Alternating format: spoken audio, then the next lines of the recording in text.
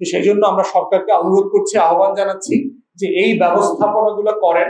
হাটকে কেন্দ্র করে যেখানে সেখানে সরকার দলীয় লোকদেরকে বসতে দেওয়া বন্ধ করেন, চাঁদাবাজি বন্ধ করেন। হাটকে ঘিরে ব্যাপক চাঁদাবাজি হচ্ছে বিভিন্ন জায়গাতে, এই চাঁদাবাজিগুলো বন্ধ করেন, মানুষের জীবনটাকে সহজ করেন। এটাই হচ্ছে আমাদের আকাঙ্ক্ষা। এটা আপনি নিজে যদি ওই জায়গায় না থাকেন, আপনি বুঝবেন না যে বাস্তবতাটা আসলে কি রকম আর কি। সেই জন্য আমরা সরকারকে অনুরোধ করছি, আহ্বান জানাচ্ছি যে এই ব্যবস্থাপনাগুলো করেন। হাটকে কেন্দ্র করে যেখানে সেখানে সরকার দলীয় লোকদেরকে বসতে দেওয়া বন্ধ করেন, চাঁদাবাজি বন্ধ করেন। হাটকে ঘিরে ব্যাপক চাঁদাবাজি হচ্ছে বিভিন্ন জায়গাতে, এই চাঁদাবাজিগুলো বন্ধ করেন, মানুষের জীবনটাকে সহজ করেন। এটাই হচ্ছে আমাদের আকাঙ্ক্ষা।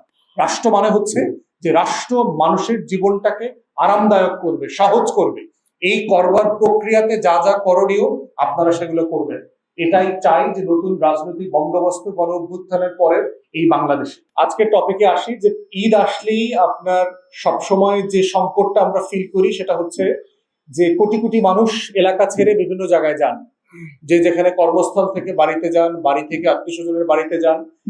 এই কার্যটা করতে দুইটা বড় চ্যালেঞ্জ আমাদের সামনে সবসময় আসে।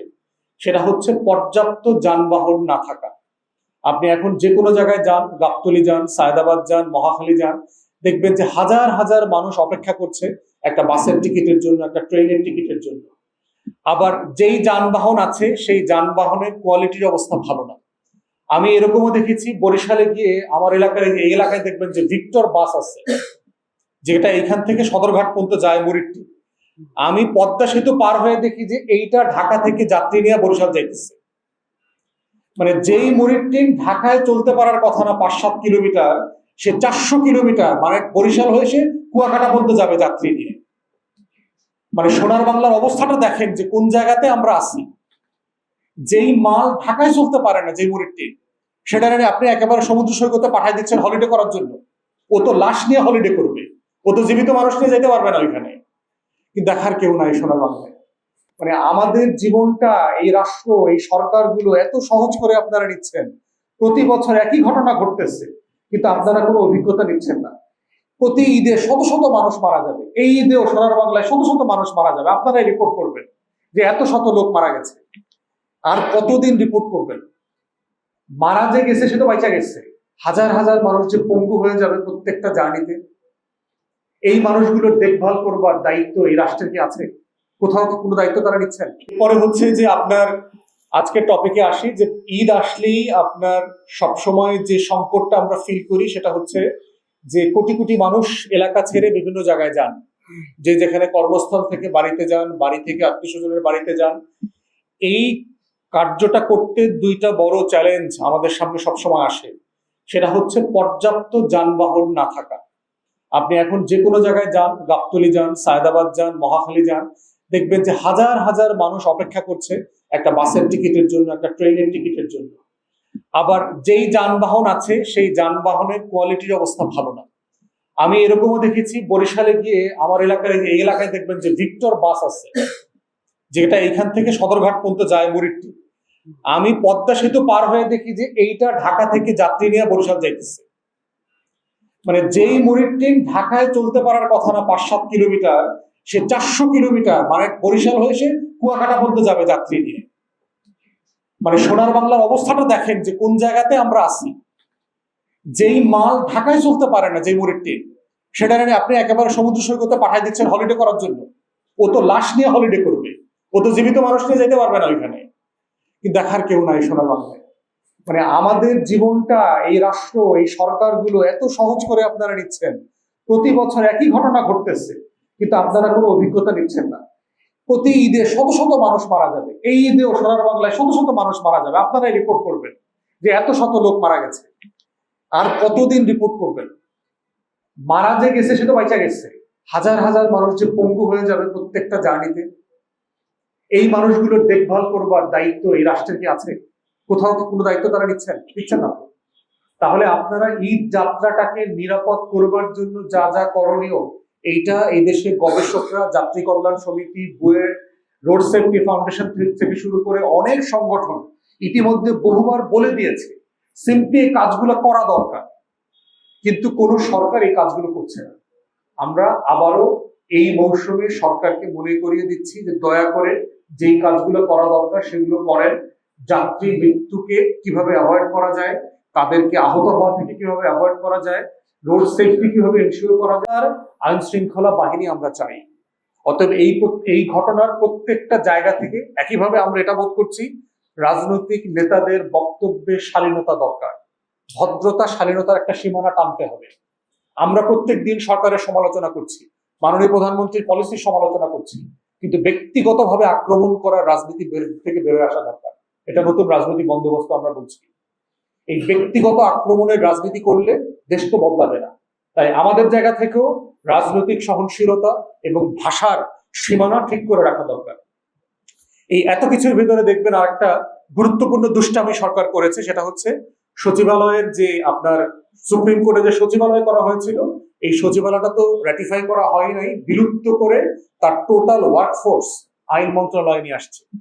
সারা বাংলাদেশ এত এত কাজে ব্যস্ত যে আপনারা সেগুলো নিয়ে রিপোর্ট পর্যন্ত করা অথবা এগুলো নিয়ে মাথা দেওয়ার পর্যন্ত সময় কারো হয়নি। এবং এত মানে সময়টা কেমন ভাবে কাজে লাগিয়েছে যে এটা নিয়ে পরবর্তীতে টকশো হওয়া, নিউজ হওয়া, কনভারসেশন হওয়া, সেটা হয় নাই। আমরা এটার তীব্র নিন্দা এবং প্রতিবাদ জানায় রাখলাম। আপনারা সংবিধান, যে সংবিধানের দোহাই দিয়ে আপনারা ক্ষমতায় আছেন বলে মনে করেন, সেই ৭২-এর সংবিধানের অবমাননা করছেন আপনারা। মাজদার হোসেন মামলার রায় আপনাদের এনফোর্স করবার দায়িত্ব ছিল।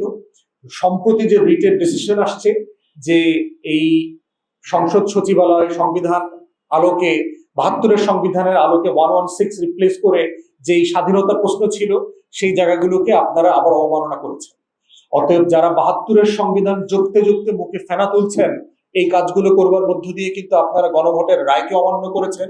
ঐকমত্য কমিশন, জাতির এক্সপেকটেশন, প্রত্যাশা, আকাঙ্ক্ষা সবকিছুর সাথে আপনারা অভদ্র এবং বেইমানি করে করলেন। এবং মনে রাখবেন, এগুলোর ফসল হয়তো ৩ মাসে আপনি টের পাবেন না, কিন্তু এই ফসল কিন্তু মৌসুমে মৌসুমে জমা হইতে থাকবে। আওয়ামী লীগের ফসল যেভাবে ১৭ বছরে জমা হয়েছে, আপনাদের গুলো মৌসুমে মৌসুমে জমা হইতে থাকবে। অর্থাৎ তীব্র নিন্দা প্রতিবাদ করছি আমরা যে ঐকমত্যের ভিত্তিতে বিচার, স্বাধীন বিচার বিভাগ করবার যে লড়াইটা চলছিল, যতটুকু আমরা এগিয়েছিলাম, আপনারা সারা দুনিয়াতে সরকারি দলের এমপি মন্ত্রীদেরকে গালাগালি করার অভ্যাস আছে। ইংল্যান্ডে একটা পার্ক আছে, হাইড পার্ক। এই হাইড পার্কে স্পিকার্স কর্নার নামে একটা জায়গা দেওয়া সরকার করে দিয়েছে, সরকারকে প্রতিদিন গালি দেওয়ার জন্য। এই জায়গাটা সরকারই করে দিচ্ছে যে আমাকে যারা অপছন্দ করবে প্রত্যেক দিন আইসা গালি দিবে, এবং ওখানে পুলিশ দেওয়া আছে যারা গালি দিবে তাদের নিরাপত্তা দেওয়ার জন্য। এটা হলো গণতন্ত্র। আপনারা ডিসাইড করতে হবে যে আপনারা কি আওয়ামী ফ্যাসিবাদের রাজনীতি করবেন, না গণ অভ্যুত্থানের পরে গণতন্ত্রের রাজনীতি করবেন।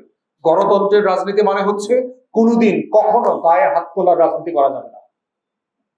মুখ দিয়ে যা পারেন করবেন, বক্তব্য দিয়ে করবেন, রাজপথে করেন, মিছিল মিটিং করেন, সভা সমাবেশ করেন, মানববন্ধন করেন, নাসিরউদ্দিন পাটোয়ারির আপনি বিচার চান, যা যা করা দরকার সবকিছু করেন, কিন্তু গায়ে হাত তোলার রাজনীতি করা যাবে না। এবং করে নাসিরউদ্দিন পাটোয়ারিকে আপনারা আরো বিখ্যাত বানাইছেন। তাকে আপনারা ঘৃণা প্রকাশ করতে গিয়ে জনগণের মধ্যে তাকে আরো বেশি আপনি পপুলার করে দিয়েছেন, কারণ সে যা বলেছে সেটা আপনারা সত্য প্রমাণিত করেছেন। অতএব সেই জায়গায় আমরা বোধ করছি যে এই রাজনীতি সারা বাংলাদেশে যেগুলো চলছে, মহল্লায়, প্রত্যেকটা এলাকায়, পাড়ায় বিএনপির চাঁদাবাজি, গুন্ডামি, মাস্তানি, মাফিয়াতন্ত্র সব এলাকায় চলতেছে, সারা দেশে চলতেছে। এগুলো বন্ধ হওয়া দরকার। রাজনীতি করতে হবে গণতন্ত্রের পথে। আইন শৃঙ্খলা বাহিনীকে বলতেছি, মামলা নিলেন না কেন? ওখানে গিয়ে রাষ্ট্রের একজন নাগরিক আহত হয়েছে, মামলা করতে চেয়েছে, আপনারা মামলা না নিয়ে নাটকটা কেন করলেন? আপনারা চট্টগ্রামে মামলা নিচ্ছেন না, শাহবাগে মামলা নিচ্ছেন না। একই কাজ তো আমরা এর আগের সময়গুলোতে দেখেছি। এগুলো তো কোনো ভালো ফল বয়ে নিয়ে আসে নাই। শেখ হাসিনা ২১শে আগস্টের বোমা হামলার পরে যে আহত হইল, যেটার ঘটনার গোড়ায় না যায়, সত্য মিথ্যা যায়, কিন্তু আওয়ামী লীগের নেতারা থানায় থানায় ঘুরছে একটা মামলা করার জন্য। বিএনপি সরকার সেই মামলা করতে দেয় নাই। এতে কি এটার বিচার, মামলা হওয়া কোনোটা বন্ধ হয়েছে? এতে কি বিএনপি সরকারের সুনাম মর্যাদা দেশে বিদেশে বাড়ছিল? তাহলে এই ইতিহাস থেকে শিখতেছেন না কেন? গত ১৭-১৮ বছর আওয়ামী লীগ যে এই একই কাজগুলো করছে, সেই কাজগুলো কেন আপনারা করতে দিচ্ছেন এখনো পুলিশকে? পুলিশ কিন্তু চলে যাবে না, মাথায় রাখবেন। ওই একই পুলিশ কিন্তু এখনো আছে, অল্প কজন জেলে পলাইছে। অধিকাংশ আওয়ামী জমানার পুলিশ কিন্তু রয়ে গেছে, আওয়ামী লীগের নেতারা পালাইছে। পালাইতে হবে কিন্তু আপনাদেরকে, পুলিশ কিন্তু পালাবে না, মাথায় রাখেন। অতএব পুলিশকে এইরকম দায়িত্বহীন আচরণ করতে অ্যালাউ করবেন না। যেটা আইনের মধ্যে পড়ে তাকে সেটা করতে বাধ্য করতে হবে, সে আইনের বাইরে কিছু করতে পারবে না। মামলা তো নিয়েছেন শেষ পর্যন্ত, 11 ঘন্টা নাটক করলেন কেন? আবার একই সাথে পুলিশকে ধন্যবাদ জানাই যে নাসিরউদ্দিন পাটোয়ারির উপরে যে আক্রমণ হয়েছে, আপনারা সাফিসিয়েন্ট অ্যাকশনে যান নাই, কিন্তু তাকে পালিয়ে যেতে সাহায্য করেছেন, গাড়িতে করে এক জায়গাতে উঠায় দিয়েছেন। তাহলে মারামারি করার সময় কোনো দায়িত্ব নিচ্ছেন না কেন? কারণ বিএনপিকে পিটাইতে হবে, বিএনপি নেতা কর্মীদেরকে পিটাইতে হবে, এই কারণে। চেঞ্জ টিভি.প্রেস, এক ফোঁটা হলুদও নেই।